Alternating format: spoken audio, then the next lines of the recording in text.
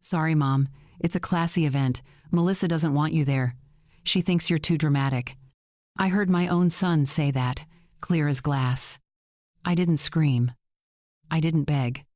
I swallowed the sting in my throat and said one word. Understood.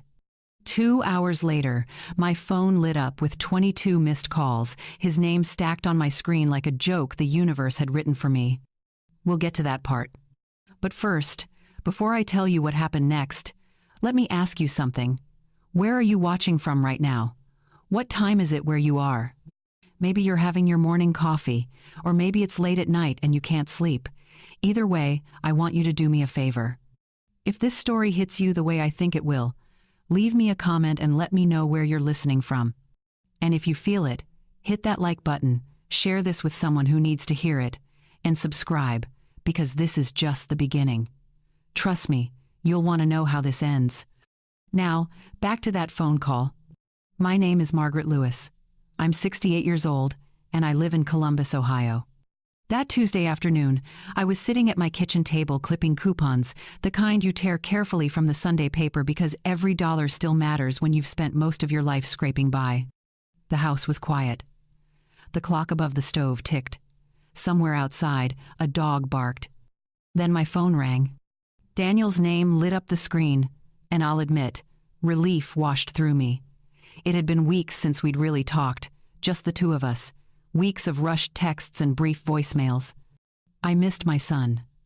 I missed hearing his voice for longer than 30 seconds. There he is, I said as I answered, trying to sound cheerful. I was starting to wonder if my phone company had blocked you. He didn't laugh. There was a pause, the kind that makes your stomach dip before you even know why. Hey, Mom, got a minute? Of course. How's my groom? Another pause. I heard a muffled whisper in the background. A woman's voice. Melissa. He cleared his throat. Mom, look, we needed to talk about the wedding. Finally, I said, forcing a little laugh. I was beginning to think I'd have to crash the thing. Silence again. Then another whisper, sharper this time, right near the receiver. He inhaled like he was bracing himself. So, it's a small ceremony, very elegant. Melissa is trying to keep the guest list tight. She doesn't really want you there. For a second, I thought I heard wrong. The words didn't fit together the way words are supposed to. She what? She feels like sometimes you know, make things bigger than they need to be. Bigger? I repeated. Too emotional, he rushed on. She wants it to be a classy event, no drama, and she's worried you might be, a lot. Too dramatic. Too much. Not a good fit for her pretty photos and curated guest list. My fingers went ice cold. I looked around my little kitchen, at the magnet with his kindergarten handprint still stuck on the fridge, at the coffee cup he'd painted for me in 2nd grade, the one that still said Best Mo because he'd run out of space for the other letter. So your fiancé thinks I'll embarrass her, I said calmly. Is that what you think too? There was a long pause. I just don't want drama, Mom, he finally said. Please don't make this harder. We can celebrate another time, just you and me. I realized then that he hadn't called to discuss anything. He'd called to deliver a decision that had already been made in rooms I was never invited into, a decision about my presence at my own son's wedding. A decision that reduced me to a problem, an inconvenience, something to be managed. My throat burned. My pride, however, stood up straight. I understand, I said. My voice sounded steadier than I felt. Thank you for letting me know. Mom, don't be like that, he added quickly. You're not upset, right? I said I understand, I repeated. You two enjoy your classy event. I ended the call before he could answer. For a few seconds, the house felt unreal, like someone had lifted my life, turned it slightly, and set it back down crooked. The clock ticked. The dog kept barking. My hand still held the phone, but it felt like it belonged to someone else. I sat there very still until the hurt turned from liquid to something solid. This wasn't the first time I'd been treated like an accessory instead of a person. But it was the first time my own son had done it so plainly, with so little hesitation, with someone else's voice whispering instructions in the background. I stood up slowly. My legs felt distant. I walked to the sink, ran cold water over my hands, and stared out the window at the neighbor's yard where Daniel used to play when he was small. That's when I made my decision. Not out loud, not dramatically, just a quiet shift inside my chest. If they wanted distance, I could give it to them. In the only language this situation seemed to respect: numbers. 2 hours later, while I sat at that same kitchen table with a yellow highlighter and a stack of old bank statements, my phone started buzzing. Once. Twice. By the 5th vibration, I flipped it over. By the 10th, I started to smile, just a little. By the time it finally stopped, the screen showed 22 missed calls from the son who hadn't wanted me at his wedding. Turns out, when the bank freezes a card and a venue calls to say the balance on the reception has vanished, people suddenly remember your number. But I'm getting ahead of myself. Before I tell you what I did next, I want to ask you something.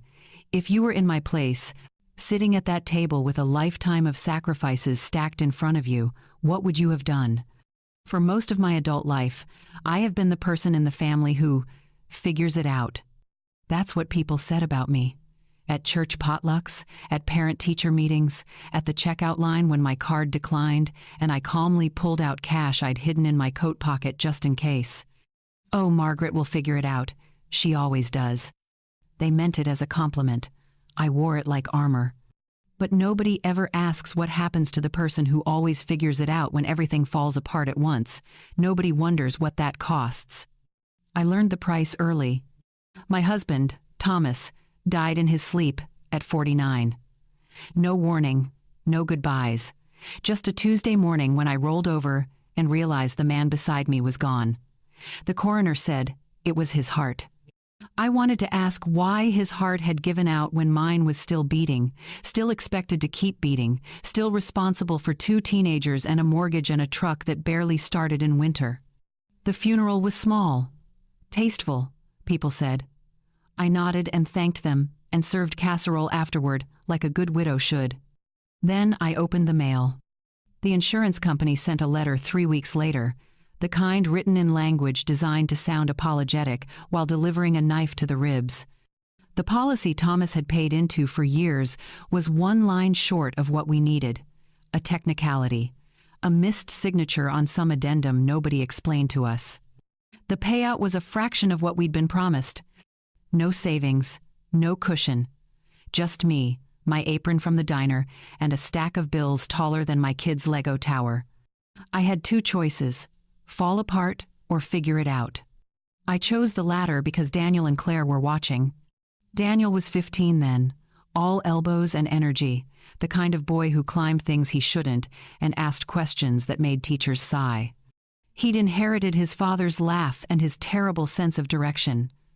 Before Thomas died, Daniel used to barrel through doorways, loud and fearless. After the funeral, something changed. He started watching me with a wrinkle in his forehead, like he could see I was 1 unpaid bill away from shattering. He got quiet in a way that scared me more than his wildness ever had. Claire, my daughter, was 13. She was the opposite of her brother. She wrote lists. She color-coded her school binders. She asked careful questions like, "Mom, do we have enough for groceries this week?" in a voice so small it broke my heart. I lied to her every single time. "Of course, sweetheart. We're fine." We were not fine. I picked up the breakfast shift at the diner on Route 23, the one that smelled like burnt coffee and bacon grease, no matter how many times they mopped the floors. I wiped syrup off tables, refilled ketchup bottles, smiled at truckers who left $2 tips and called me darling like it was my name. Then I came home, checked homework, made dinner, and left again at 9 p.m. to clean offices downtown. I scrubbed toilets in buildings where people made more in a week than I made in 6 months. I vacuumed conference rooms and emptied trash cans and tried not to think about how tired I was, because being tired was a luxury I couldn't afford. I did this for years. I didn't buy myself a new coat for 8 winters straight. The sleeves on my old one shined from wear and smelled faintly of coffee no matter how many times I washed it. But Daniel got new textbooks when his school switched curriculums. He got a rented tux for prom. He got gas money so he could drive to his part-time job without asking me for help. Claire got new shoes when hers wore through. She got the science camp she'd circled in the school flyer. She got birthday parties with cake, even if I baked it myself at midnight after my shift ended. They never knew how close we came to losing the house. They never knew I ate cereal for dinner 4 nights a week so they could have real meals. They never knew I cried in the car between jobs, just long enough to let it out before I drove home and pretended everything was manageable. That's what mothers do, I told myself. We figure it out. When Daniel turned 16, he came home one afternoon with an application to bag groceries at the corner store. He said he wanted to help. He said he'd pay for his own sneakers. I told him I had it covered. I never really did. But I wanted him to believe I did. I wanted both my kids to feel safe in a world that had already taken their father. If that meant I worked myself to the bone, so be it. The college acceptance letter from Ohio State came on a Saturday. Daniel opened it at the kitchen table, read it twice, then hugged me so tight my ribs popped. "I got in, Mom," he whispered, his voice cracking. I actually got in. I held him and felt the weight of what that meant. Tuition, books, dorm fees, application costs we'd already stretched to cover, a future I desperately wanted him to have and had no idea how to pay for. "I'll pay you back," he promised, pulling away to look at me. "With interest. You'll see." I laughed and said what mothers are supposed to say, the line I'd heard my own mother use, the one that sounded noble and selfless. "Family doesn't keep score, honey." He believed me. I believed me. Funny how that line keeps coming back to me now, all these years later, sitting at my kitchen table with 22 missed calls glowing on my phone screen. Because somewhere along the way, I stopped being his mother and started being his emergency fund.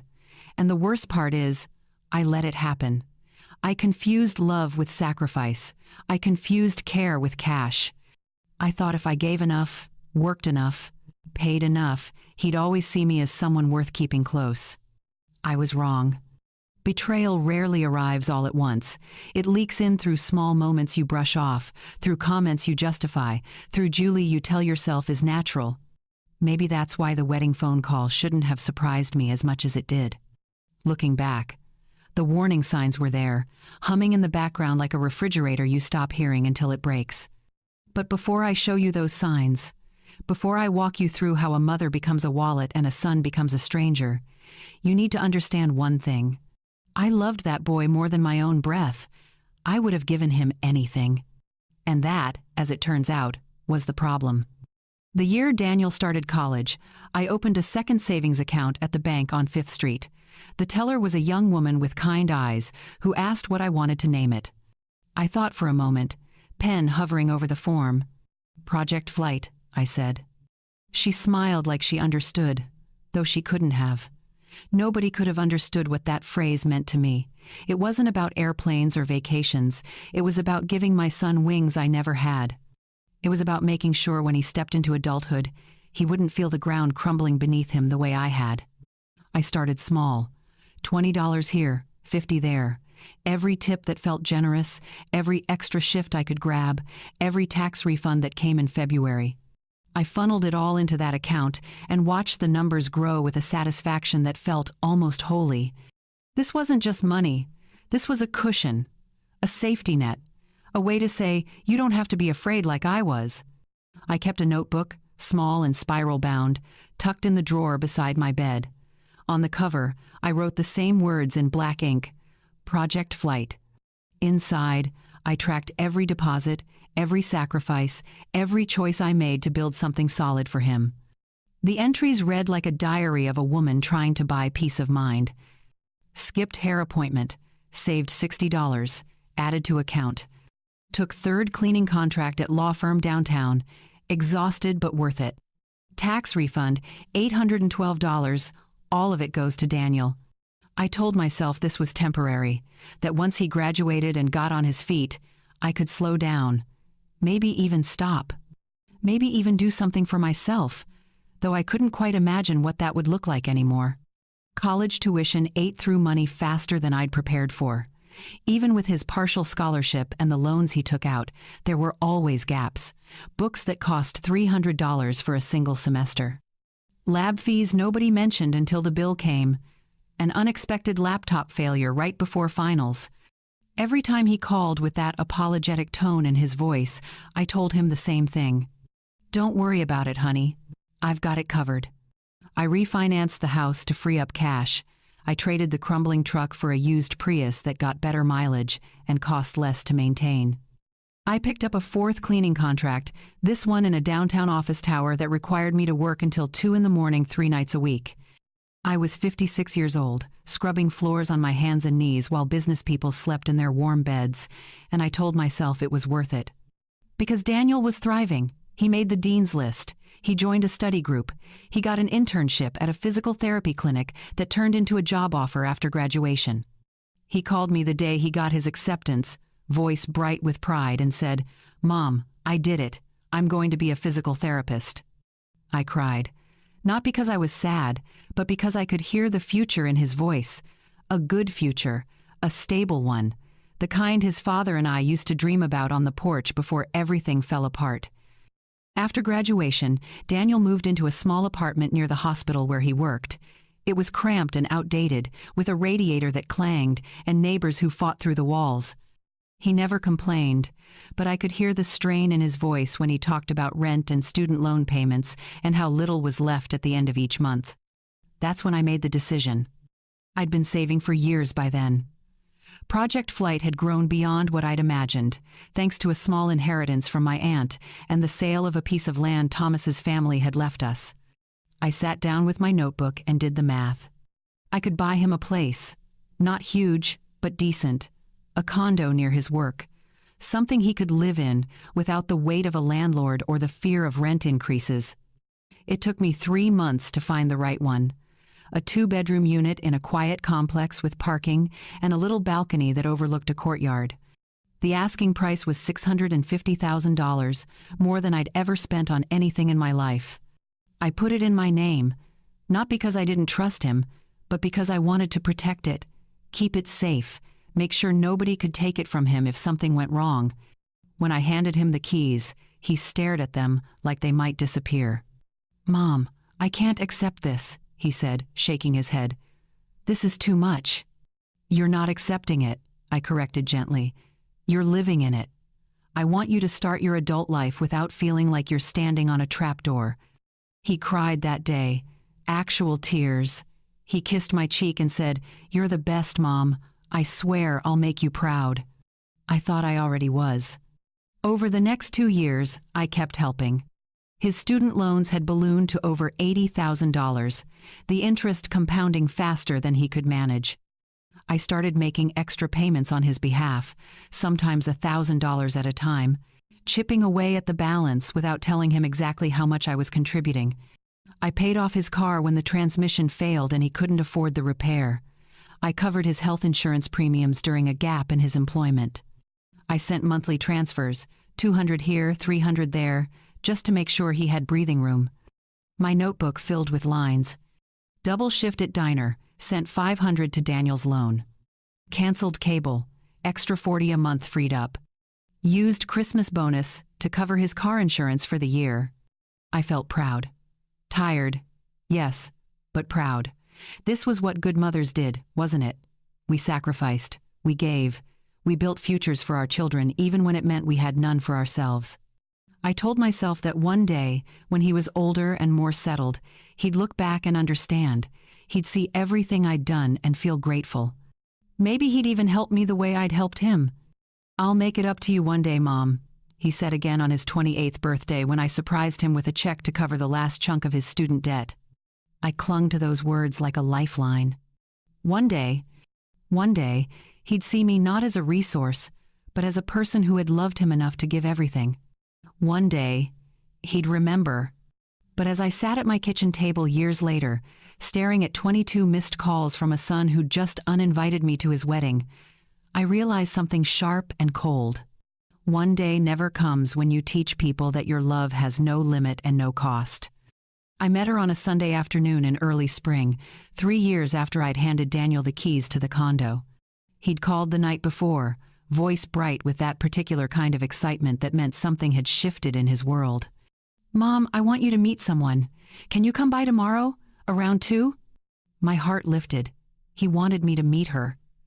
That had to mean something good, didn't it? That had to mean I mattered in this part of his life. I showed up 15 minutes early with a homemade lemon pound cake, the kind Daniel used to beg for as a kid. I knocked twice, heard laughter inside, and waited. When the door opened, she was standing there instead of him. Melissa. She was beautiful in that polished, intentional way some women are. Perfect white teeth, hair that fell in waves like she'd just left a salon. She wore jeans that probably cost more than my weekly grocery budget, and a silk blouse the color of champagne. "Margaret, right?" she said, stepping aside to let me in. Her smile was wide but didn't quite reach her eyes. "Danny told me you'd be early. Come in, come in." Danny. Nobody had called him that since elementary school.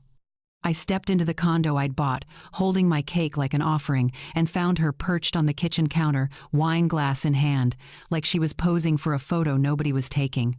Daniel appeared from the hallway, grinning. "Mom, this is Melissa. Melissa, this is my mom." "We just met," Melissa said smoothly, taking a sip of wine. She looked at me over the rim of the glass. "Danny's told me so much about you, about how you got him this place. That's so generous." She paused on that word, let it hang in the air like something fragile. I set the cake on the counter. "I just wanted my son to have a soft landing." Melissa laughed, light and breezy. "Oh, believe me, you've made it a bit too soft. He's spoiled." She said it like a joke, but her eyes stayed on me, measuring my reaction. Daniel laughed too, that nervous sound people make when they're trying to smooth over a moment that feels sharper than it should. "Mom doesn't spoil me. She just helps out sometimes." "Sometimes?" Melissa raised an eyebrow. "Babe, you literally don't pay rent." The air shifted. I felt it in my chest, that small pull of something uncomfortable, something I couldn't name yet. "Well," I said carefully, "I wanted him to focus on building his career without worrying about housing costs." Melissa nodded slowly, like she was considering whether that made sense. "That's really sweet. My parents made me figure everything out on my own. Built character, you know." There it was again. That faint edge beneath the politeness. The suggestion that what I'd done was somehow wrong, or at least questionable. That I'd raised a son who couldn't stand on his own feet. Daniel jumped in quickly. "Your parents also paid for your grad school, babe." She waved a hand dismissively. "That's different. That's an investment in education, not just handing someone a free apartment." I swallowed the sting and smiled. "Would you like some cake? I made it this morning." "Oh, I don't really do gluten," Melissa said, glancing at it. "But that's so thoughtful." The visit lasted an hour. I sat on the couch I'd helped him pick out in the condo I'd purchased, listening to Melissa talk about her job in marketing, her spin class, her upcoming girls' trip to Nashville. She had a way of speaking that made everything sound both impressive and exhausting, like her life was a series of curated moments she was narrating for an invisible audience. Daniel seemed lighter around her. Happier, maybe, or maybe just distracted. When I left, he walked me to the door and hugged me tight. "She's great, right?" he whispered. I wanted to say something honest, something like, "She looked at me like I'm a problem she'll need to solve eventually," but I didn't. Because he looked so hopeful, and I didn't want to be the mother who couldn't be happy for her son. "She seems very confident," I said instead. He grinned. "She is. I think you two are going to get along great." I nodded and left, and on the drive home, I replayed her words in my head. Too soft, spoiled, free apartment.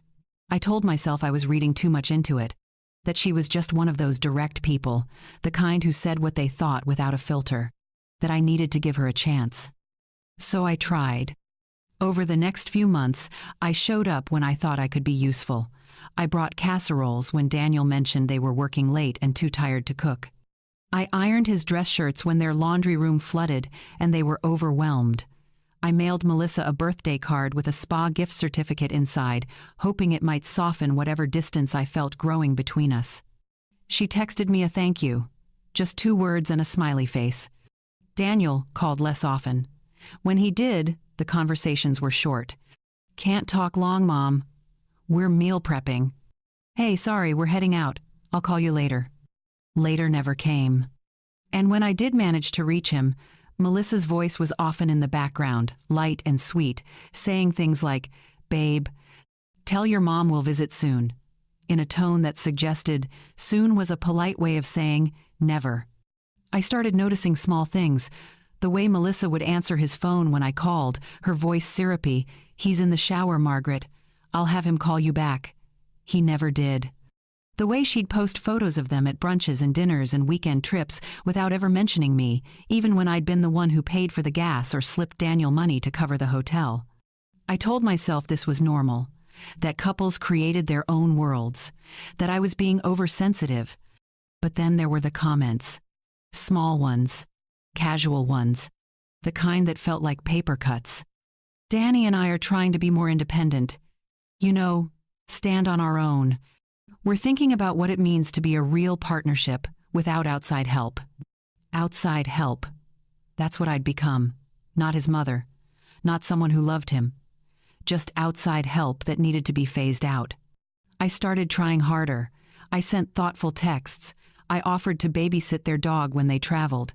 I asked questions about Melissa's work, her hobbies, her family.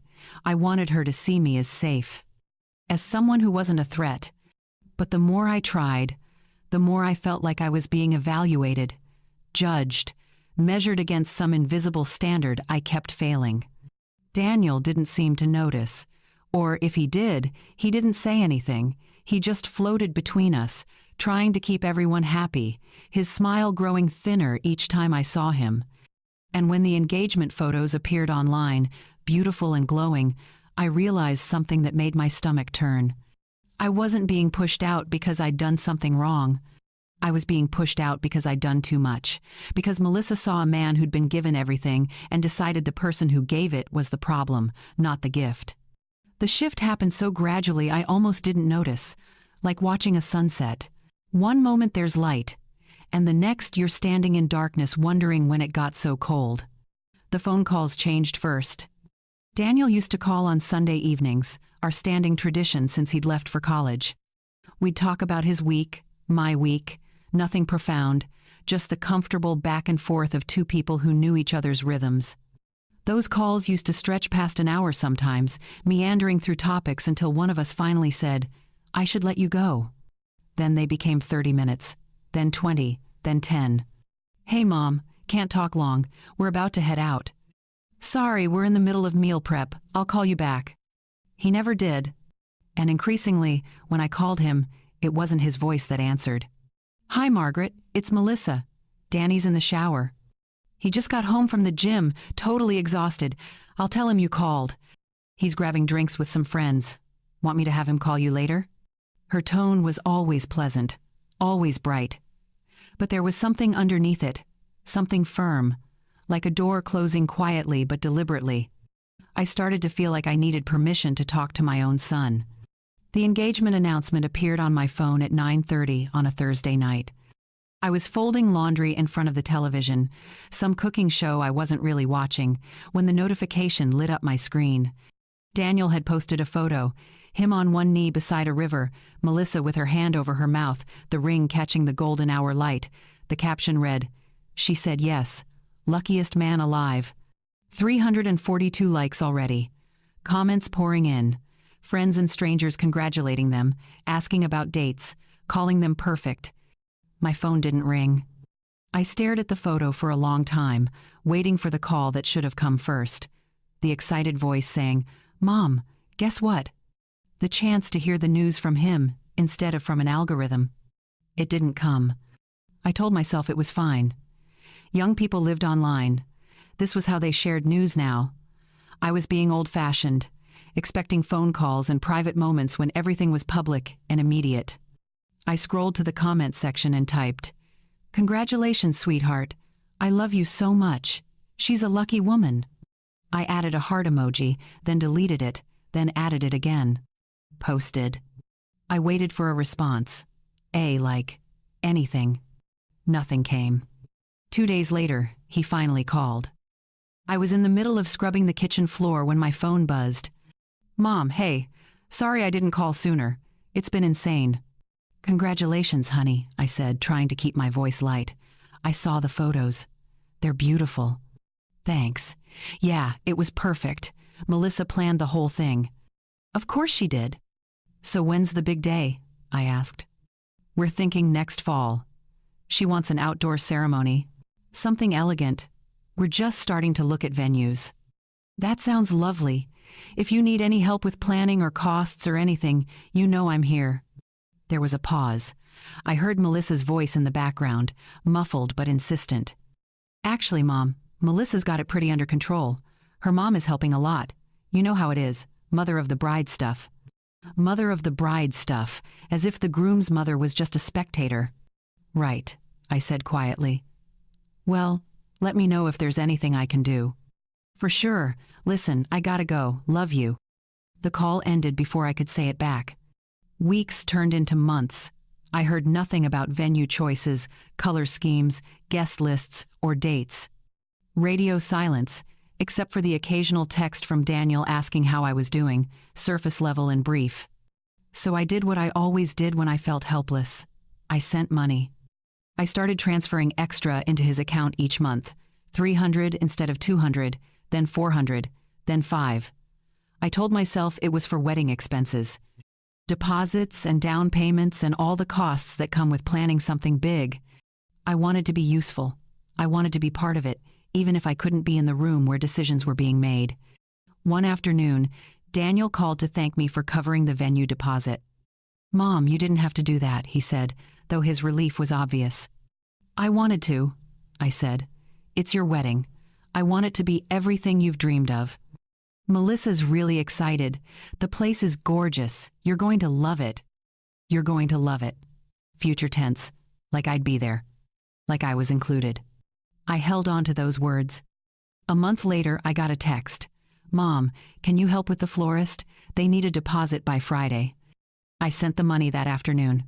$2,000. Another text a few weeks after that.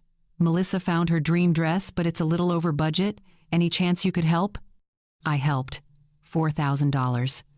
I never asked to see the dress. I never asked to come along to fittings or tastings or planning meetings. I just sent what they needed and waited for the thank you text that always came hours later, brief and distant. Then Claire called. It was a Sunday morning. I was rolling out biscuit dough, flour dusting my counters, when my daughter's name appeared on my screen. Hey, sweetheart, I answered. What's going on? Mom. Her voice was low, careful. Have they talked to you about the wedding? Like actual details? A little, I lied. Why? She exhaled slowly. Because Melissa's mom posted in some Facebook group about the seating chart. I saw a screenshot. Mom, I zoomed in, your name isn't on it. My hands stilled on the dough. Maybe it's not the final version, I said, hearing how hollow that sounded. Maybe, Claire replied, but the silence that followed said everything. Did Daniel say something to you? I asked. No, but I've been trying to talk to him about it, and he keeps dodging. Says Melissa's handling all the planning and he's staying out of it. I pressed my palms flat against the counter. Flour stuck to my skin. I'm sure it's just an oversight, I said. I'll ask him about it. Mom, you've sent them thousands of dollars. You should be more than on the seating chart. You should be helping plan the thing. She was right, but I couldn't let myself believe what that meant. Not yet. I'll talk to him, I repeated. But I didn't. Because I was afraid of the answer. Afraid that if I asked directly whether I was invited, he might say no. And as long as I didn't ask, I could pretend the silence meant something other than what it obviously meant. So I kept sending money, kept answering texts, kept pretending everything was fine. Even as the freeze-out continued, even as the distance grew colder, even as I started to realize I wasn't being included in the wedding, I was being tolerated long enough to pay for it. The morning started ordinary enough. I woke at 6, made coffee in the pot that took 3 tries to brew right, and sat at the kitchen table with the newspaper. Outside, the neighbor's sprinkler system kicked on, that familiar rhythmic clicking that marked every Tuesday morning in the summer. I should have felt calm. Instead, there was a tightness in my chest I couldn't name. The wedding was 2 months away. I knew this because Melissa had posted a countdown on social media. 63 days until she became Mrs. Daniel Lewis, complete with a photo of her ring and a champagne glass. I still hadn't received an invitation. I told myself it was coming, that they were waiting to finalize details, that any day now a cream-colored envelope would appear in my mailbox with my name written in elegant script. But deep down, in that place where mothers keep the truths they don't want to speak aloud, I knew. I knew something was wrong. I spent the morning trying to distract myself. I sorted through old coupons, clipping the ones that hadn't expired, tossing the rest. I wiped down counters that were already clean. I rearranged the jars in the pantry by size, then by label, then back again. Anything to keep my hands busy and my mind quiet. That's when my phone rang. Daniel's name on the screen sent a jolt through me. Relief, hope, maybe even joy. Finally, I thought. Finally, he's calling to talk about the wedding. To ask me about my dress, about whether I wanted to ride with Claire, about what I thought of the venue. I answered on the second ring, forcing brightness into my voice. What followed wasn't a conversation. It was a verdict. I don't need to tell you every word again. You heard it in the beginning. The careful tone. Melissa's whispered instructions in the background. The words classy event and too dramatic, falling from my son's mouth like they'd been rehearsed. But what I didn't tell you was what happened inside me while he spoke. There's a moment when betrayal hits, where your body knows before your mind catches up. My hands went cold first, then my face flushed hot. My throat closed like I'd swallowed something sharp. I looked down at the table, at the coupons I'd been organizing, and suddenly they seemed ridiculous, pathetic. Here I was, clipping 25 cents off dish soap, while my son stood in a condo I'd purchased, planning a wedding I'd funded, and told me I wasn't good enough to attend. The word that kept echoing in my head wasn't classy or dramatic. It was reclassified. That's what had happened. Somewhere along the way I'd been reclassified, not as his mother. Not as the woman who'd raised him, fed him, worked herself to exhaustion so he could have a future. I'd been reclassified as a problem, an embarrassment, something to be managed and eventually removed. When he asked if I was upset, I almost laughed. Upset didn't cover it. Upset was for missed phone calls or forgotten birthdays. This was something else entirely. This was the moment I realized I'd spent 30 years building a relationship with someone who saw me as optional. But I didn't say any of that. I said, I understand. Those two words were not surrender. They were a choice. A deliberate, controlled choice to stop begging for a seat at a table I'd bought and paid for. When I ended the call, the house fell silent in a way that felt almost suffocating. I sat there for a long time, staring at nothing. Then I stood and walked through the room slowly, like I was seeing them for the first time. In the living room, there was a framed photo from Daniel's high school graduation. Him in his cap and gown, arm around my shoulders, both of us grinning. I'd worked a double shift the night before that photo was taken. My feet had ached so badly I could barely stand, but I'd smiled anyway because this was his day. In the hallway, there was the handprint magnet on the fridge. Made in kindergarten, his tiny fingers pressed into clay. The paint had faded, but I'd never replaced it. On the bookshelf, a coffee mug he'd made in second grade. Best Mo, because he'd run out of room for the other letters. I still used it every morning. I walked into my bedroom and pulled the shoebox from the top shelf of the closet, the one labeled Project Flight. Inside were years of my life, reduced to numbers on paper, bank statements, loan payment receipts, mortgage documents, my worn notebook with its careful columns and hopeful notes in the margins. I sat on the edge of the bed and opened the notebook. Extra shift. Worth it for his future. Skipped dentist appointment. Used money for his textbooks. No vacation this year. Sent him emergency fund instead. Page after page of sacrifices I'd made willingly, lovingly, believing they were building something that mattered. I'd given him everything, and somehow that had made me worthless. Because when you teach someone that your love has no price and no limit, they stop seeing it as love. They see it as a resource, something to be used when convenient and discarded when inconvenient. I thought about Melissa's words that first day we met. "You've made it too soft. He's spoiled." She'd been right. I had spoiled him. Not with things, but with the belief that he could take and take and take without ever being asked to give anything back, not even basic respect. Not even a seat at his own wedding. My hands trembled as I flipped through the statements. The condo purchase, the loan payments, the monthly transfers, the wedding deposits. Numbers that told a story I'd been too blind to see.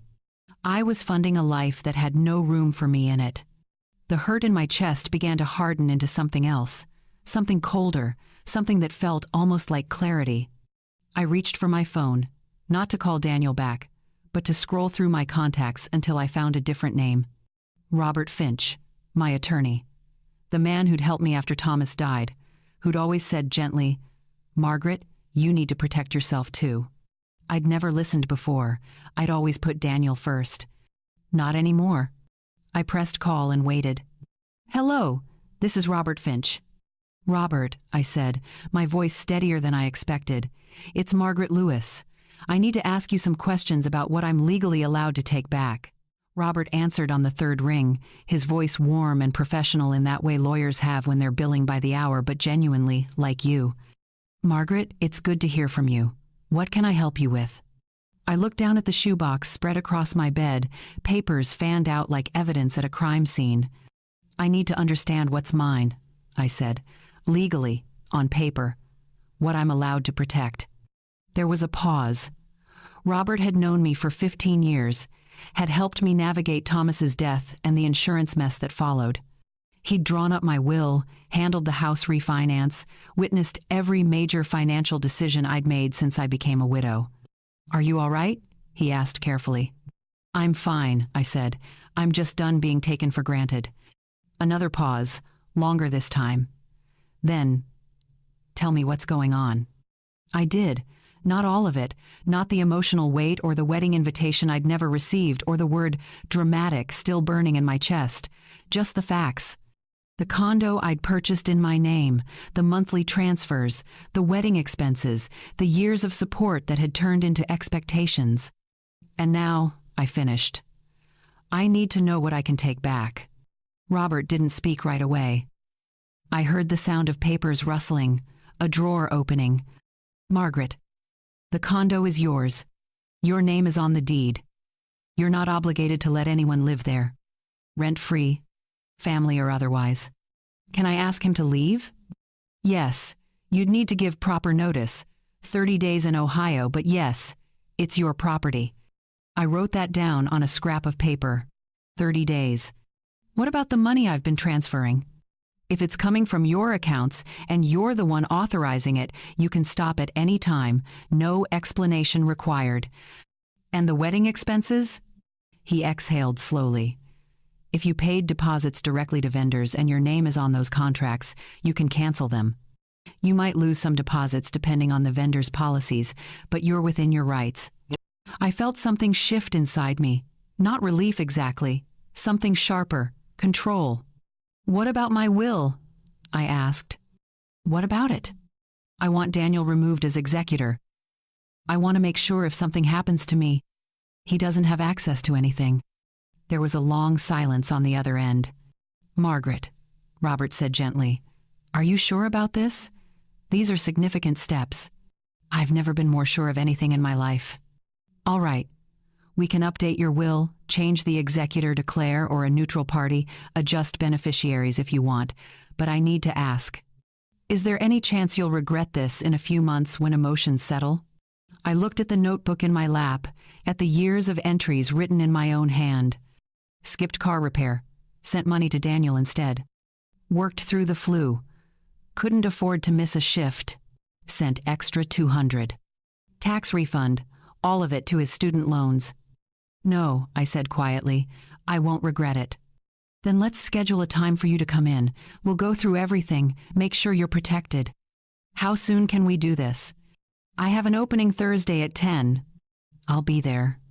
After I hung up, I sat in the silence of my bedroom and started adding up numbers. The condo purchase price, $650,000. Student loan payments over 3 years, roughly $37,000. Monthly transfers for 5 years.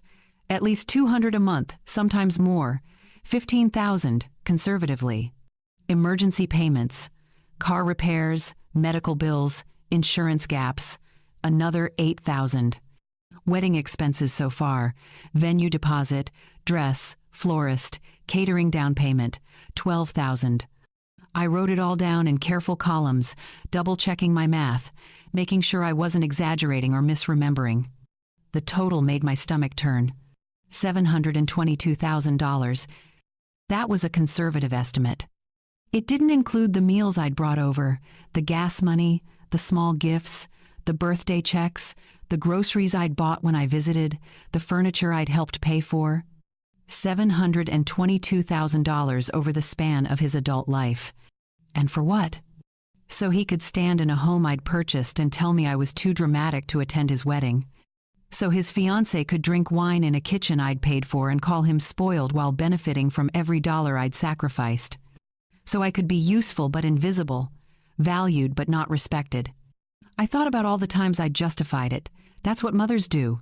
Family doesn't keep score. He'll understand someday. But family does keep score when one side gives everything and the other takes without gratitude, and mothers aren't supposed to bankroll their own erasure. I closed the notebook and stacked the papers back into the shoebox, but I didn't put it away. I left it on the bed where I could see it, a reminder of what I was no longer willing to give. Then I opened my laptop and logged into my bank account. The automatic transfer to Daniel's account was scheduled for the following week. $250, like clockwork, like breathing. I clicked on it and read the details. Started 3 years ago. Never missed a month. My cursor hovered over the cancel button. One click. That's all it would take. I thought about calling him first, explaining, giving him a chance to apologize, to realize what he'd done, to make this right. But then I remembered his voice on the phone, the ease with which he delivered the news, the lack of hesitation, the way he'd asked me not to make things harder, as if my feelings were an inconvenience he didn't have time for. I clicked cancel. A confirmation screen appeared. Are you sure you want to cancel this recurring transfer? I clicked yes. Then I went through the rest. The shared credit card I'd given him for emergencies that he'd used for dinners and trips. I called the bank and had it deactivated. The savings account I'd set up as a cushion for him. I transferred it back to my primary account. The payment plan I'd set up with the wedding venue. I sent an email requesting cancellation and a refund of whatever portion was eligible. Every click felt like pulling a thread, watching something I'd spent years building slowly come undone. But it didn't feel destructive. It felt like taking myself back. By the time the sun set behind the houses across the street, I had dismantled every financial connection between us. No more automatic support. No more silent contributions. No more being the invisible safety net that nobody appreciated until it disappeared. I made a list of the next steps, things I'd handle in person or with Robert's help, changing the locks, formal eviction notice, updated will, documentation of everything in case he tried to claim I owed him something. I felt tired, bone tired, but also strangely light. For the first time in 30 years, I wasn't carrying anyone but myself. That's when my phone started buzzing. Once, twice, 3 times. I picked it up and saw the notifications flooding in. Declined transaction, declined transaction, declined transaction. Then the calls started. I watched his name appear on my screen. Once, twice, 5 times, 10. I didn't answer. I sat there in the growing darkness, watching the missed call notifications stack up like a tower, and I felt something I hadn't felt in years. Peace. The calls continued through the night. By the time I woke Thursday morning, there were 43 missed calls and a dozen text messages, each one more frantic than the last. Mom, call me back. Something's wrong with the cards. Mom, seriously, this isn't funny. The venue is calling about payment. Why aren't you answering? We need to talk. I deleted them without reading past the first few words. At 9:50, I was sitting in Robert's office with the shoebox on my lap and a cup of coffee going cold in my hand. His office smelled like leather and old books, the kind of place that felt serious and safe at the same time. He spread the documents across his desk, reading glasses perched on his nose. "First things first," he said, looking up at me. "The condo. You want him out?" "Yes. I'll draft a formal notice today. 30 days is the legal requirement in Ohio. After that, if he hasn't vacated, we can pursue eviction, but let's hope it doesn't come to that." "And if he refuses to leave?" Robert's expression was kind but firm. "Then we go through the courts. But Margaret, he has no legal claim to that property. You're well within your rights." He pulled out another form. "Now, your will. Currently, Daniel is listed as executor and primary beneficiary. You want to change that?" "I want Claire as executor, and I want my assets divided differently. 50% to Claire, 30% to a charity of my choosing, 20% to Daniel, but only if I predecease him by natural causes and only after a waiting period." Robert raised an eyebrow but didn't question it. "Conditional inheritance. We can do that. Any specific charities in mind?" "Organizations that help older women facing financial abuse from family members." He nodded slowly, making notes. "Understood. What about the automatic transfers and wedding payments you mentioned?" "Already canceled, but I want documentation of every payment I've made to him or on his behalf for the past 10 years. Everything on record. In case he tries to claim you owe him something?" "Exactly." Robert leaned back in his chair. "Margaret, I've known you a long time. I've never seen you like this." "Like what?" "Certain." I met his eyes. "That's because I've never been certain before. I've always been afraid. Afraid of losing him. Afraid of being a bad mother. Afraid of being selfish. I'm done being afraid." He smiled, a small, sad smile. "Good. Fear makes us do things we regret. Clarity doesn't." 2 hours later, I walked out of his office with copies of everything. The eviction notice would be delivered by certified mail the next morning. The will was updated and notarized. The payment records were compiled into a single document that showed exactly how much I'd given over the years. My next stop was the bank. The manager, a woman named Patricia who'd helped me refinance the house years ago, ushered me into her office with a concerned expression. "Mrs. Lewis, your son has been calling. He says there's been some kind of mistake with his accounts." "There's no mistake," I said calmly. "I've removed my financial support. I need to make sure he has no access to any accounts with my name on them." Patricia's eyebrows lifted slightly, but she was professional enough not to pry. "Of course. Let me pull up your accounts." We went through everything. The joint checking account I'd opened years ago for emergencies. Closed. The credit card with his name as an authorized user. Canceled. The savings account where I'd been depositing his cushion money. Transferred entirely to my primary account. "Is there anything else you'd like to secure?" Patricia asked. "I want alerts set up for any attempts to access my accounts or use my information, and I want a note in my file that I'm the only person authorized to make changes." "Done." She typed for a few minutes, then looked up. "Mrs. Lewis, if you don't mind me saying, it takes courage to set boundaries like this." "It takes exhaustion," I replied. "Courage comes later." From the bank, I drove to the florist Daniel and Melissa had chosen, a trendy place downtown with succulents in the window and price tags that made my stomach hurt. The owner recognized me immediately. "Mrs. Lewis?" "Hello. We've been trying to reach you about the final payment for the arrangements." "I'm canceling the order," I said. Her face fell. "Oh, is everything all right?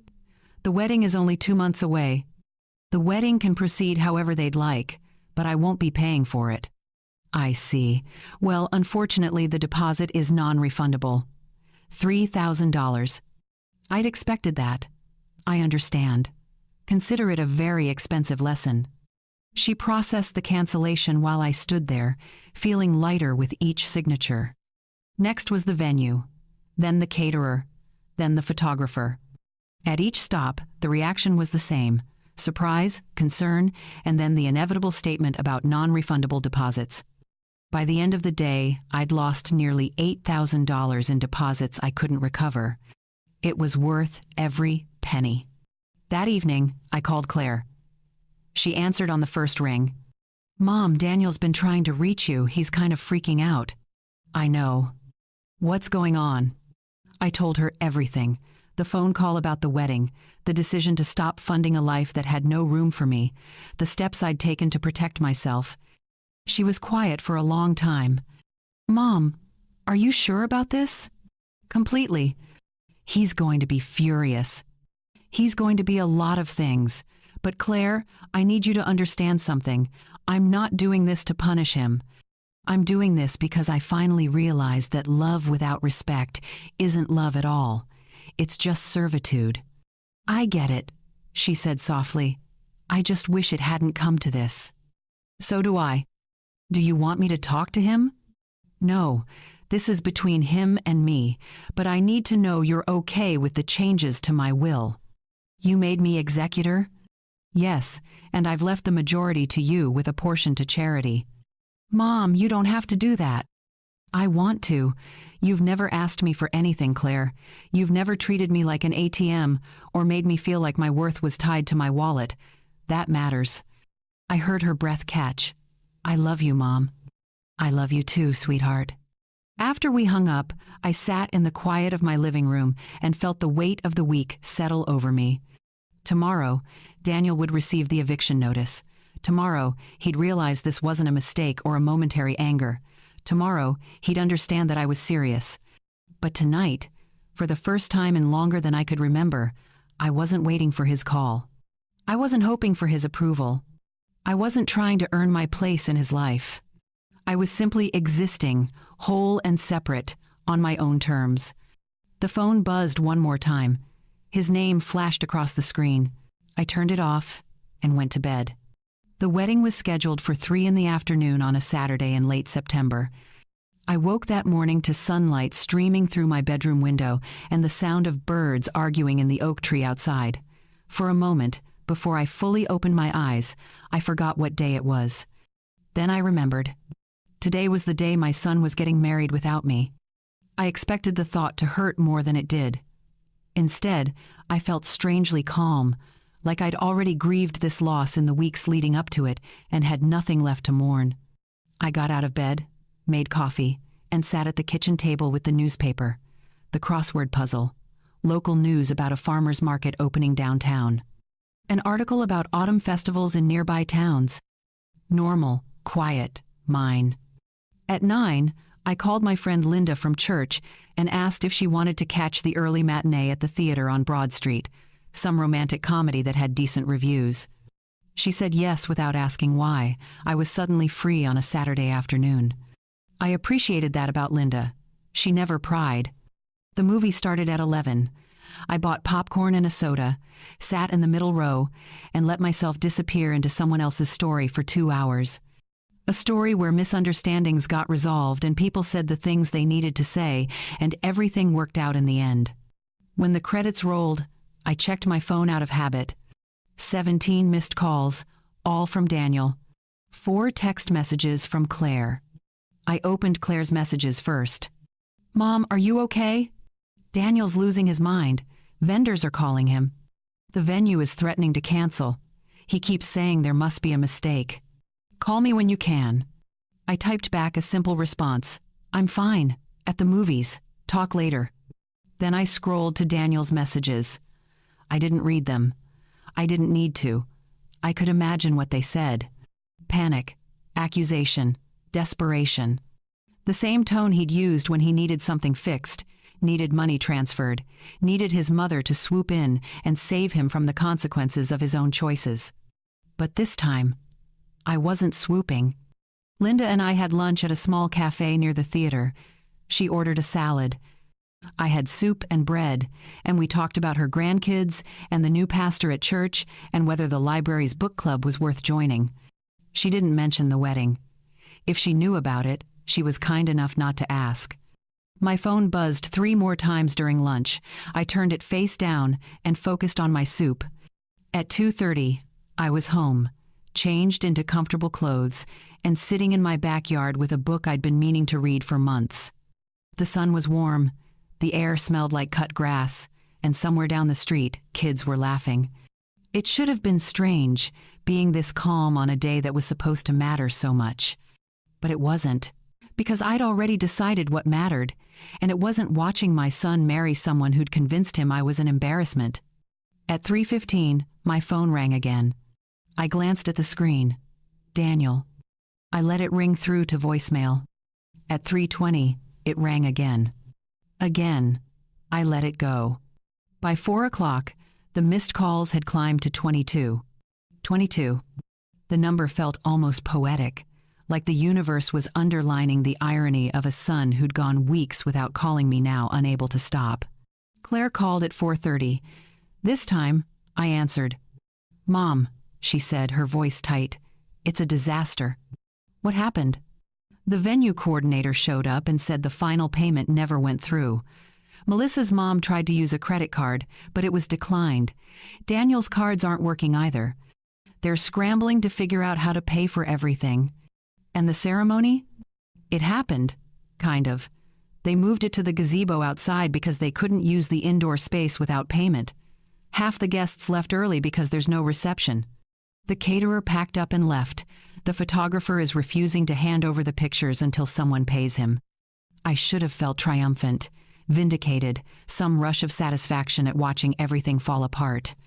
Instead, I just felt tired. "How's Daniel?" I asked quietly. "Furious, embarrassed. Melissa's crying. Her mother keeps making phone calls, trying to fix things. Daniel keeps saying this is all a mistake, that you wouldn't do this on purpose. But it's not a mistake." "No," Claire said. "It's not." There was a pause. I heard voices in the background, sharp and frantic. "He knows it was you, doesn't he?" I asked. "Yeah, he figured it out about an hour ago. Mom, he's going to come over." "Let him." "Are you sure?" "I'm sure. This conversation is long overdue." After I hung up, I sat in the backyard for another hour, watching the shadows lengthen across the grass. I thought about the woman I'd been a month ago. The one who would have dropped everything, rushed to the venue, pulled out her credit card, and fixed the whole mess while apologizing for whatever inconvenience her existence had caused. That woman was gone. In her place was someone who understood that you can't fix people who don't want to be fixed. You can't earn love from people who see you as a resource instead of a person. And you can't keep giving pieces of yourself away until there's nothing left and expect anyone to notice you're empty. The sun set in shades of orange and pink. The air cooled. Crickets started their evening song. My phone stayed silent. At 8, I went inside, locked the doors, and made myself a cup of tea. I sat at the kitchen table with the newspaper crossword I'd abandoned that morning and filled in the remaining squares. 12 across. Boundary, 5 letters. Limit. I wrote it in carefully, the letters fitting perfectly into their spaces. Then I turned off my phone completely, something I almost never did, and carried my tea upstairs. For the first time in years, I slept deeply. No dreams, no interruptions, no wondering if someone needed something from me. Just sleep, quiet and complete. When I woke the next morning, I knew 2 things with absolute certainty. Daniel would come to my door, and I was ready. They came on Tuesday. I was in the garden, pulling weeds from around the tomato plants I'd neglected all summer, when I heard the car door slam. Then another, 2 doors, 2 people. I didn't look up. I kept working, my hands deep in the soil, watching an earthworm tunnel back into the dark. Footsteps on the driveway, fast and heavy. Then the doorbell, once, twice, 3 times in rapid succession, the kind of ringing that said patience had already run out. I stood slowly, brushed the dirt from my knees, and walked to the front door. Through the frosted glass, I could see their shapes. Daniel, tall and rigid. Melissa beside him, arms crossed. I opened the door. Daniel's face was red, his jaw tight. He looked like he hadn't slept. Melissa's makeup was perfect, but her eyes were cold, assessing me like I was something she'd stepped in. "Mom," Daniel said, his voice shaking. "We need to talk." "All right," I said calmly. "Come in." They stepped inside like they owned the place, Melissa's heels clicking on the hardwood floor I'd refinished myself 5 years ago. We stood in the living room. I didn't offer them seats. This wasn't a social call. "What you did was unforgivable," Daniel started, his hands clenched at his sides. You humiliated us. You ruined our wedding. Do you have any idea what that day was supposed to mean? I have some idea, I said evenly, considering I paid for most of it. Melissa's eyes flashed. You pulled funding at the last second like some kind of petty control freak. We had guests there, Daniel's colleagues, my family. Do you know how embarrassing it was when the venue coordinator announced there was a payment issue? I imagine it was very embarrassing, I replied. That's all you have to say? Daniel's voice rose. You destroyed the biggest day of our lives, and you're just standing there like it's nothing? I didn't destroy anything, Daniel. I simply stopped paying for an event I wasn't invited to. We explained that, Melissa cut in. It was a small ceremony, intimate. We couldn't invite everyone. But you could invite enough people to need a venue that seats 200, I said quietly. You could invite colleagues and distant cousins and friends from college. You just couldn't invite me. Daniel ran his hand through his hair, a gesture he'd done since he was a boy when he was frustrated. You're twisting this. Melissa wanted a certain vibe, a certain aesthetic. We didn't think you'd understand. An aesthetic I was too dramatic to fit into. Melissa stepped forward. Look, Margaret, I know you're upset, but this is between you and Daniel. You didn't need to punish me for his decision. I almost laughed. Punish you? Melissa, I've never punished anyone. I simply stopped volunteering to be invisible while funding your visible life. You canceled everything, Daniel said, his voice breaking slightly. The flowers, the photographer, the caterer. We had to scramble to find alternatives. Melissa's parents had to cover costs we weren't prepared for. Her mother had to call in favors just to salvage the reception. Then her mother got to feel what I've felt for years, I said. Useful. This isn't about feeling useful, Daniel shot back. This is about you being vindictive because you didn't get your way. My way? I repeated, and for the first time, my voice rose slightly. My way would have been a phone call before the engagement announcement. My way would have been a conversation about wedding plans. My way would have been being treated like your mother instead of your emergency contact for financial bailouts. We've always appreciated everything you've done, he said, but it sounded hollow even to him. Appreciated, I said slowly. Is that what we're calling it? Daniel, do you have any idea how much money I've given you over the years? I never asked you to do any of that. You're right, you didn't ask, you just accepted. The condo, the loan payments, the monthly transfers, the wedding deposits. You took it all without question and somehow convinced yourself I owed it to you. Melissa's expression shifted slightly, something calculating behind her eyes. If you're expecting us to pay you back, that's not going to happen. Gifts don't come with strings. You're right, I said. Gifts don't. But respect does. And the moment you decided I was too embarrassing to stand beside you in public, you lost access to my gifts. Family doesn't keep score, Daniel said, and I recognized the phrase immediately, my own words thrown back at me like a weapon. I looked at my son, really looked at him, and saw a stranger wearing a familiar face. You're right, I said quietly. Family doesn't keep score. But you started keeping score the moment you decided my presence was worth less than my money. You kept score every time you answered Melissa's calls but ignored mine. You kept score when you took thousands of dollars for a wedding and didn't think I deserved an invitation. That's not fair, he said. Fair? My voice stayed calm, but something hard crept into it. I worked 2 jobs for 15 years so you could have a future. I wore the same coat for 8 winters so you could have new textbooks. I gave you a home, paid your debts, and asked for nothing in return except to be treated like I mattered. And when you finally had something that mattered to you, you told me I was too dramatic to attend. Melissa opened her mouth to speak, but I held up my hand. I don't want to hear about aesthetics or intimacy or any other excuse you've invented to make this sound reasonable. You made a choice. I'm simply respecting it. By cutting us off completely? Daniel's eyes were wet now. By making sure we couldn't even have a decent wedding? You can have any wedding you want, I said. You just can't have it on my dime while excluding me from my own son's life. So this is it? He asked. You're just done with me? I'm done being treated like an ATM with an inconvenient personality attached. If you want a relationship with me, it starts with respect, Not money, not guilt, respect. Melissa tugged on Daniel's arm. Come on. She's clearly not going to listen to reason. Reason, I repeated softly. Yes, let's talk about reason. You're standing in a house I've owned for 30 years, angry that I won't fund a lifestyle you've never earned, while calling me unreasonable. The irony is almost beautiful.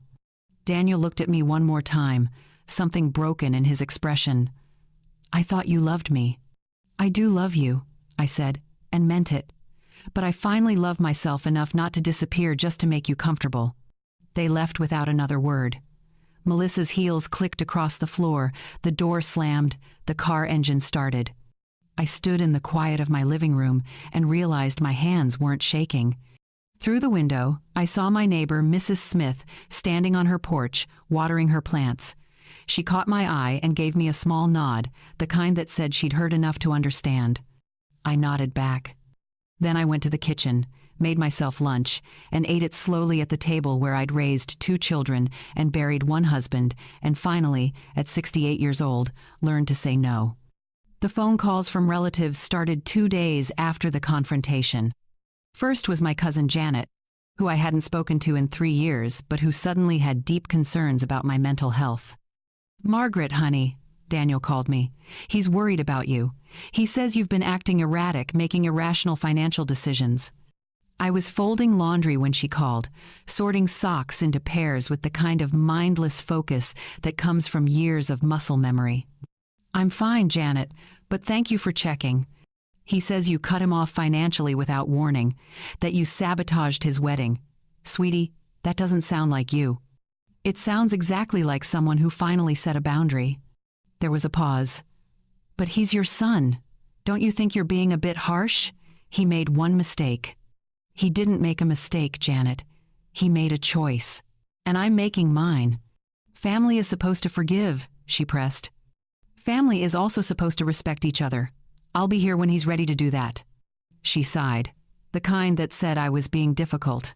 Well, I hope you reconsider. It would be awful to lose your relationship with your son over something like this. After we hung up, I wondered how much of the story Daniel had actually told her. I doubted he'd mentioned the wedding uninvitation or the years of financial support. Just the part where his mother suddenly became unreasonable. My brother called next. Then Thomas's sister, then someone from church whose name I barely recognized. Each conversation followed the same script: concern, gentle pressure, the suggestion that I was overreacting, that I should be the bigger person, that families work through things. Nobody asked for my side of the story. They'd already decided I was wrong. To the ones I cared about, I explained calmly. I didn't shout or cry or justify myself beyond the basic facts. To the ones calling out of obligation or curiosity, I simply said I appreciated their concern and ended the conversation. But it was the social media post that made Claire call me, her voice tight with anger. Mom, have you seen what Melissa posted? I don't follow her on anything, I said. Well, she didn't name you directly, but it's obvious who she's talking about. It's all over her page. Claire read it to me, her voice dripping with disgust. Some people will do anything for control, even destroy their own family's happiness. It's heartbreaking to watch someone choose bitterness over love. Praying for those who hurt us, because clearly they're the ones who need it most. The post had hundreds of likes. Comments poured in from people who had no idea what had actually happened, offering sympathy and support. That's so manipulative. Stay strong, girl. Toxic people never change. I felt a flicker of anger, but it died quickly. What did I expect? That she'd tell the truth? That she'd admit they'd uninvited me to a wedding I'd largely funded? Let her post whatever she wants, I told Claire. People who know me will ask for my side. People who don't aren't worth worrying about. But Mom, she's making you look like a villain. Only to people who were never going to understand anyway. Still, the comments stung. Strangers calling me toxic.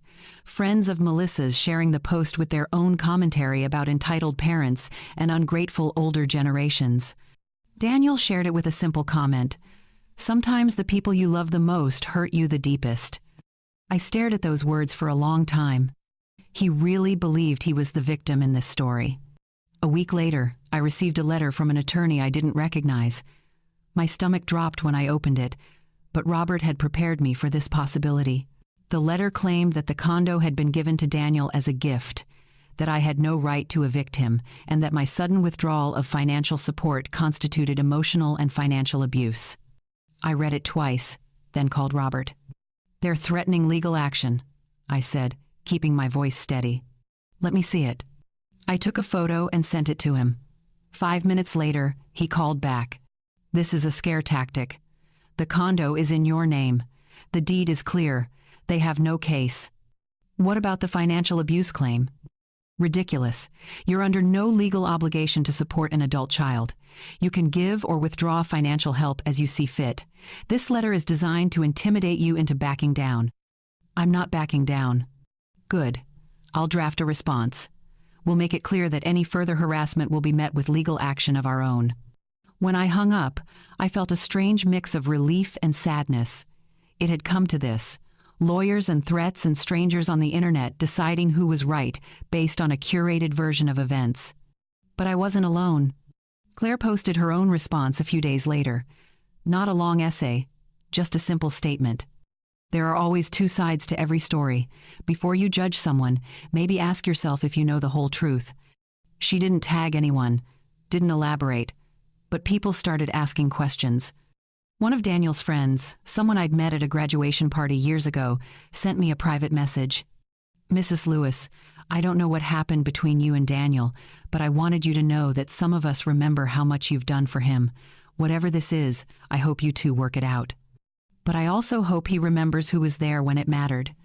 It was a small kindness, but it made my eyes sting. Not everyone had been swayed by the narrative Daniel and Melissa were spinning. The calls from relatives slowed after a few weeks. Either they got tired of trying to change my mind, or they realized I wasn't the hysterical woman Daniel had described. The social media posts continued for a while, vague complaints about betrayal and family drama, but eventually those faded too. What didn't fade was the silence between me and my son. No calls, no texts, no attempts to actually talk about what had happened or why. Just the echo of accusations and the weight of a relationship that felt more broken than I'd ever imagined possible. One evening, as I sat on my back porch watching the fireflies blink in the growing darkness, I thought about what reconciliation would even look like. An apology, certainly, a real one. Not, "I'm sorry you were hurt," but "I'm sorry I hurt you." Accountability, an acknowledgement that what he'd done was wrong, not just inconvenient for me. Changed behavior, proof that he saw me as more than a source of money or convenience. But even if all those things happened, I wasn't sure I could go back to the way things were. Because the way things were had nearly destroyed me. I'd spent 30 years being the person who fixed everything, who gave endlessly, who swallowed hurt to keep the peace. I couldn't do that anymore. Not even for my son. Especially not for my son. As the last of the daylight faded and the stars began to appear, I made myself a promise. I would leave the door open for reconciliation, but I would never again beg someone to walk through it. Not even him. 9 months later, I bought myself a new coat. It sounds like such a small thing, doesn't it? But when I slipped my arms into the sleeves, felt the weight of the wool, saw myself in the dressing room mirror in something that wasn't worn thin at the elbows, I almost cried. The saleswoman asked if it fit all right. "It's perfect," I said, and I meant it. That coat became a symbol of everything that had changed, not just in my closet, but in my life. The condo situation resolved itself more quietly than I'd expected. Daniel moved out 3 weeks after receiving the eviction notice, leaving the keys on the kitchen counter without a word. I hired a cleaning service, repainted the walls, and listed it as a rental property.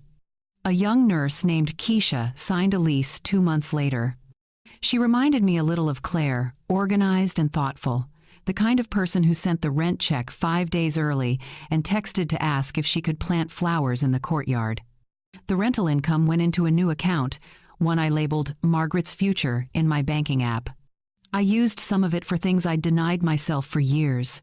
A weekend trip to Niagara Falls with Linda, a pottery class at the community center that met Thursday evenings, a standing monthly donation to an organization that helped older women escape financial abuse from family members. That last one mattered most.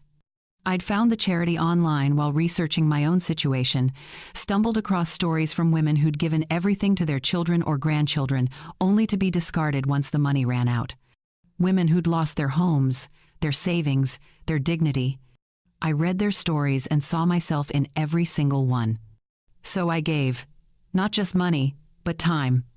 I started volunteering twice a month, helping women navigate legal resources, sitting with them while they made hard phone calls, reminding them that setting boundaries wasn't selfish. One woman, Patricia, was 72 and had been living in her car after her son sold her house out from under her using power of attorney. She cried in my arms the day she signed the lease on a small apartment funded by emergency assistance. "I thought loving him meant letting him take everything," she whispered. "I know," I said. "I thought that too."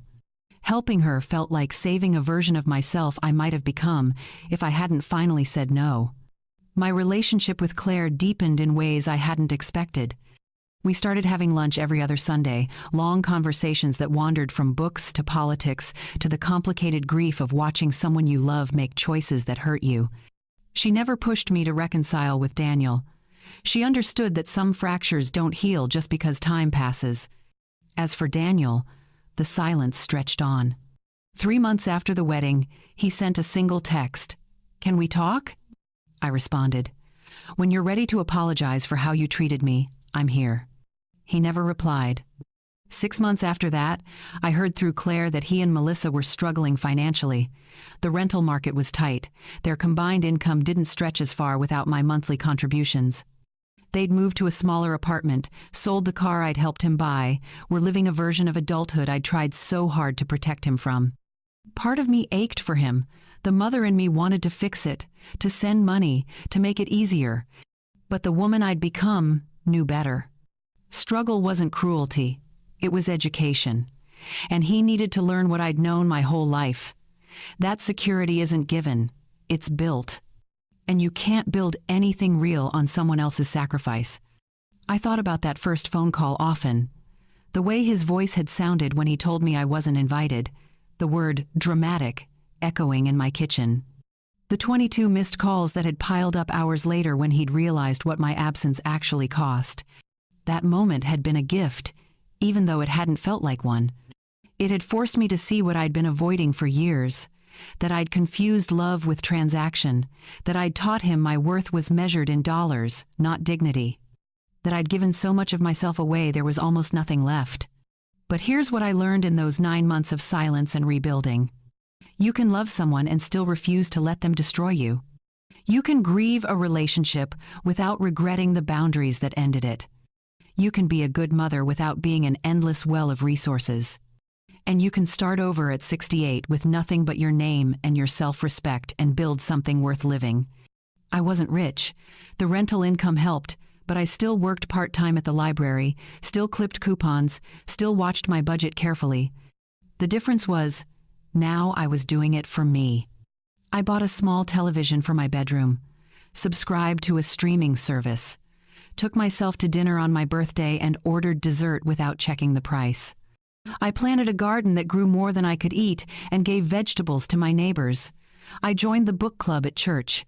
I said yes to invitations I used to decline because I was too tired or too worried about money. I lived. Not extravagantly, not recklessly, but fully, as myself, without apology.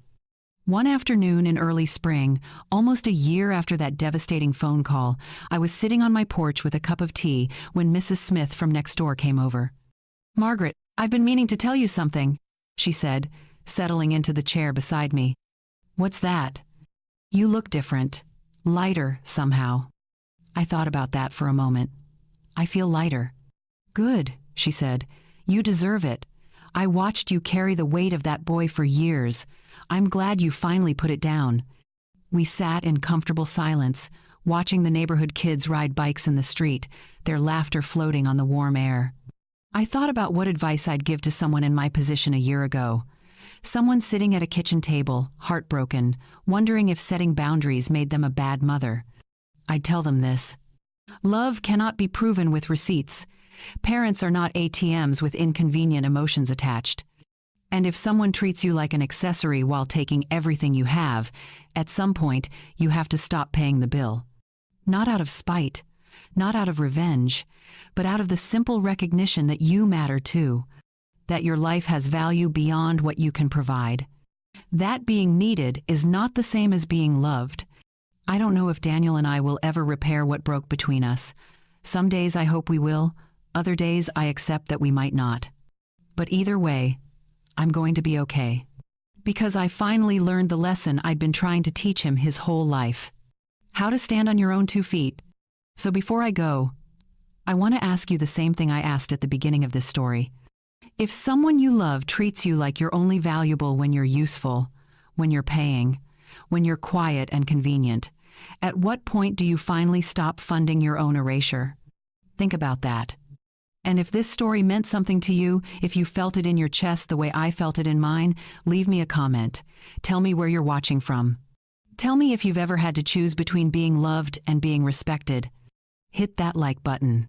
Share this with someone who needs to hear it. And subscribe, because every one of us has a story about the moment we finally chose ourselves. This was mine. My name is Margaret Lewis. I'm 68 years old. I live in Columbus, Ohio. And I'm not anyone's backup plan anymore.